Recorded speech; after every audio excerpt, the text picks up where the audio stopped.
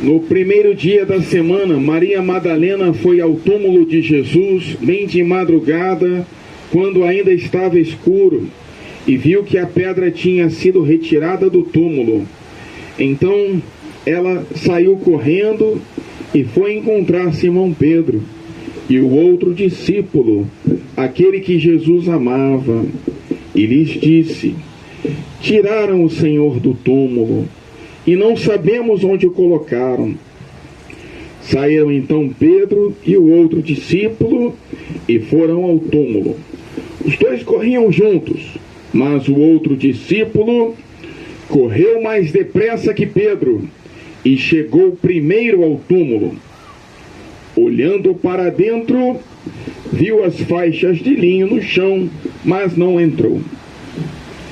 Chegou também Simão Pedro, que vinha correndo atrás, e entrou no túmulo. Viu as faixas de linho deitadas no chão, e o pano que tinha estado sob a cabeça de Jesus, não posto com as faixas, mas enrolado num lugar à parte. Então entrou também o outro discípulo, que tinha chegado primeiro ao túmulo. Ele viu e acreditou. De fato, eles ainda não tinham compreendido a Escritura, segundo a qual ele devia ressuscitar dos mortos. Palavra da salvação. Glória a vós, Senhor. Aleluia. Aleluia.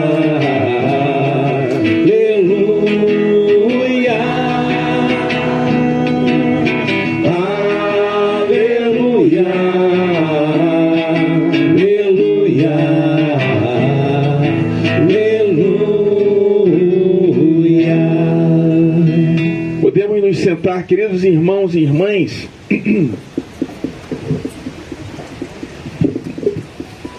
Se Cristo não ressuscitou, é vazia a nossa fé.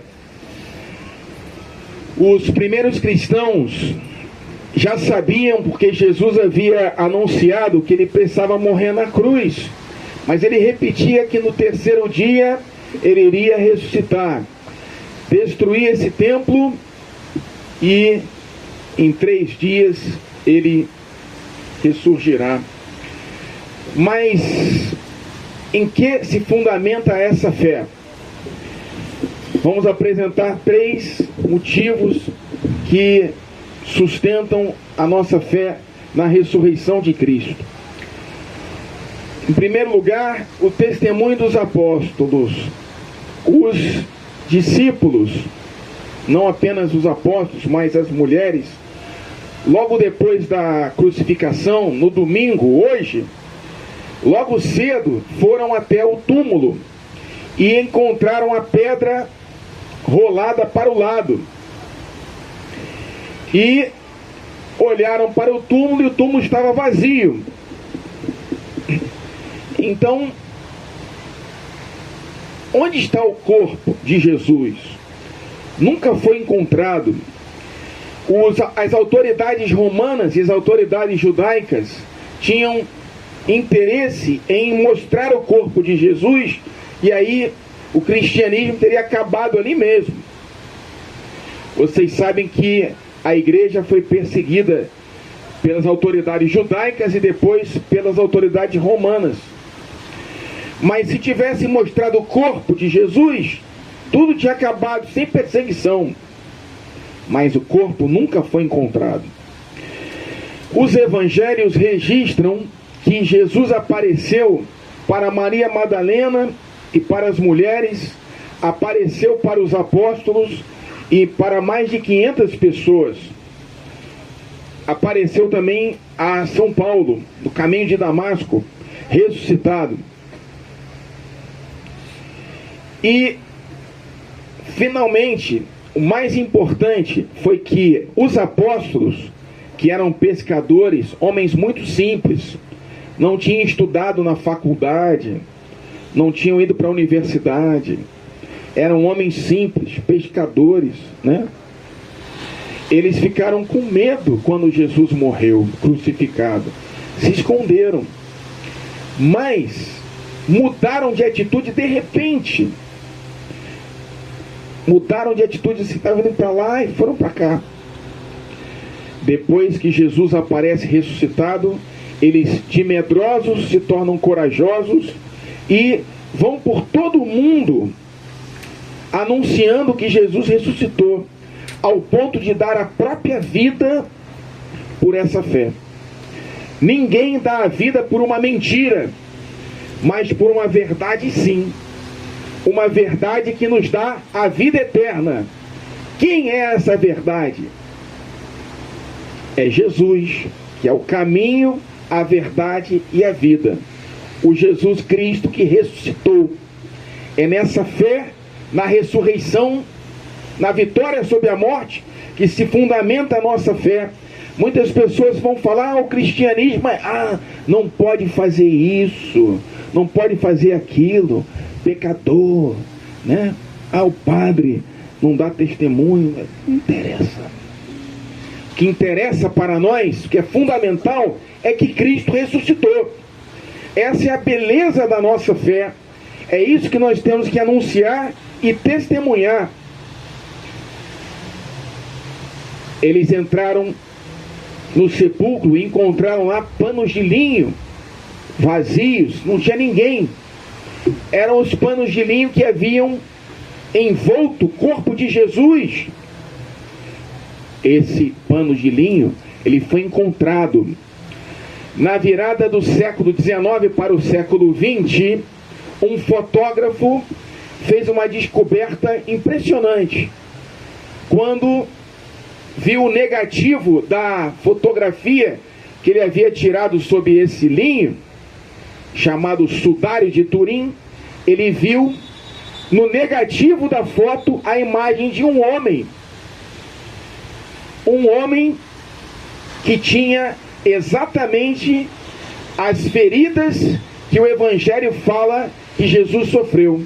A ferida das suas mãos, na verdade dos seus pulsos, porque para sustentar o peso de Jesus na mão ia rasgar, no pulso sustenta. E era a ferida que tem no Sudário de Turim. Nos pés, no lado direito, as feridas da coroa de espinhos e as feridas da flagelação por todo o corpo daquele homem. E fica registrado, primeiro, como é que registra uma imagem dessa? Que não é uma pintura, não tem tinta. É um mistério que a ciência não explica. Como é que ficou registrado ali? É uma imagem em alto relevo. Não é uma pintura. Mostra uma imagem tridimensional do corpo inteiro, frente e verso. E não tem explicação de como que apareceu aquela imagem ali. Uma energia desconhecida explodiu. E a imagem, se fosse de um homem normal, ela deveria aparecer manchas de decomposição do corpo. É como se o corpo tivesse desaparecido. Envolveu um homem, mas desapareceu o corpo. Como é que pode desaparecer um corpo? E fica registrado sem explicação, porque essa energia que registra a imagem até hoje não consegue se reproduzir pela ciência, nem na antiguidade, nem na Idade Média. Aí vão dizer, não, mas é uma forja, né? É uma mentira. Mas como é que você faz? Reproduz aí a mentira e ninguém consegue fazer. Que não tem explicação, porque teve essa... E todos os fatos ligam o Sudário de Turim para a crucificação e a ressurreição de Jesus. Está lá em Turim. A senhora Ana já foi lá em Turim. Estou brincando. Brinco muito com a senhora Ana. A ressurreição de Jesus chega até o povo brasileiro. Nós construímos no alto do Monte Corcovado uma imagem do Cristo ressuscitado. De longe é uma cruz. Quando você chega perto é Jesus. Vivo, ressuscitado. ele tem uma expressão serena de paz e de bondade. O senhor Samir trabalha lá no Cristo. Uma expressão serena de paz, de bondade, tem as marcas da crucificação, e no peito tem um coração que representa o amor de Deus. Esse Jesus que morreu por amor a cada um de nós, para nos lavar dos nossos pecados, e ressurgiu, ressuscitou, para nos abrir as portas da vida eterna. Foi o que ele falou para o bom ladrão. O bom ladrão manifesta fé em Jesus, e Jesus fala, ele diz, lembra de mim quando estiveres no teu reino. Jesus responde, ainda hoje tu estarás comigo no paraíso. Jesus conquistou isso para todos nós que temos fé. E ele convida a igreja, que somos nós, a sermos testemunhas da sua ressurreição. É isso que fala a primeira leitura. São Pedro, nos Atos dos Apóstolos, lembra de Jesus que foi crucificado e ressuscitou, e fala e convida a igreja a ser testemunha da ressurreição. Mas o que significa ser testemunha da ressurreição? Meu irmão e minha irmã, não é falar que Jesus ressuscitou, não é só isso. Ser testemunha da ressurreição é você abandonar tudo aquilo que estava morto na sua vida, os comportamentos antigos, os pecados, os sentimentos que não são de Deus, qualquer vício, qualquer maledicência, qualquer ódio, rancor, guerras, contendas, falta de paz. Ser testemunha do ressuscitado é buscar a santidade numa vida nova. Uma vida nova. Tudo que era velho passou. Agora Deus fez novas todas as coisas, inclusive eu e você.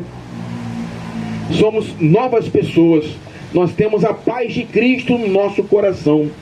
É assim, com essa paz que só Deus pode nos dar, que vem de uma vida nova, que é do cristão, que nós somos testemunhas do ressuscitado. Não precisa falar uma palavra, é apenas viver essa paz que Jesus nos conquistou. A ressurreição de Jesus, diz a segunda leitura, vai mostrar para nós qual é o sentido da nossa vida, da onde nós viemos, para onde nós vamos, por que eu estou aqui na terra, o que é uma vida bem-sucedida, de que vale ao mundo ganhar o mundo inteiro, que vale a um homem ganhar o mundo inteiro se perder a sua alma. Então São Paulo nos convida a buscar as coisas do alto, aonde está a nossa vitória definitiva. Esforçai-vos, se ressuscitastes com Cristo, esforçai-vos por alcançar as coisas do alto, onde está Cristo, sentado à direita de Deus. Aspirai às coisas celestes e não às coisas terrestres. Então o cristão, ele vive aqui na terra, mas o coração está no céu. Nós trabalhamos, mas nós buscamos a vida eterna. Essa que é uma vida bem-sucedida, como diz São Paulo, eu terminei a carreira, combati o bom combate, guardei a fé, espero a coroa que Deus tem preparado para todos aqueles que o seguem. É a coroa da vida eterna. Então nós temos Maria Madalena, que representa as mulheres, a dignidade das mulheres, que eram discriminadas no tempo de Jesus, mas foi uma mulher, a primeira testemunha da ressurreição, antes dos apóstolos. O Papa Francisco chama Maria Madalena apóstola dos apóstolos, porque Jesus, ele vem restaurar a nossa dignidade. Você pode achar assim, o padre principalmente, eu não presto, não tenho valor, sou pecador, mas não. Jesus, ele nos eleva, ele restaura a nossa dignidade, ele nos, como filho pródigo, coloca anel no nosso dedo, sandália nos pés, manto de filho, para a gente viver uma vida nova. Ele vem para o que estava perdido, como Maria Madalena, como as pessoas discriminadas do seu tempo. E Maria Madalena vai avisar Pedro, que é o príncipe dos apóstolos. Mas Pedro é acompanhado por um discípulo que nós não sabemos o nome. Está escrito assim: o discípulo que Jesus amava, mas não aparece o nome. Tudo indica que era São João, o autor do 4º evangelho. Nós estamos lendo, mas ele escreve: o discípulo que Jesus amava. E esse discípulo, ele é muito interessante, porque ele conhece Jesus antes de Pedro. Ele sabe discernir quem são os amigos de Jesus, quem está com ele e quem não está com ele. Esse discípulo, quando São Pedro e os apóstolos fogem da cruz, ele permanece junto de Jesus e de Maria na cruz. Quando Maria Madalena anuncia que Jesus ressuscitou, ele corre na frente de Pedro. Ele vence a corrida com Pedro, tanto fisicamente, que ele chega primeiro no túmulo, como espiritualmente, porque ele acreditou quando viu o túmulo vazio. E depois, quando Jesus aparece ressuscitado no mar da Galileia, esse discípulo reconhece Jesus. É o Senhor ressuscitado. Por que o nome do discípulo não aparece? Porque e para que nós coloquemos o nosso nome no seu lugar. Porque esse mesmo Jesus, que na cruz, ele fala o nosso nome e diz: eu morri por você, e fala o seu nome, e fala o meu nome, porque Jesus, ele nos salva como humanidade, mas também individualmente. Cada um de nós nos chama pelo nome, está escrito na palma da sua mão. Nos ama individualmente com amor infinito. Ele nos chama pelo nome na sua crucificação. Foi por você. E agora que ele está ressuscitado, ele também nos convida a vivermos uma vida nova, como o discípulo que Jesus amava. É você e sou eu. Louvado seja nosso Senhor Jesus Cristo.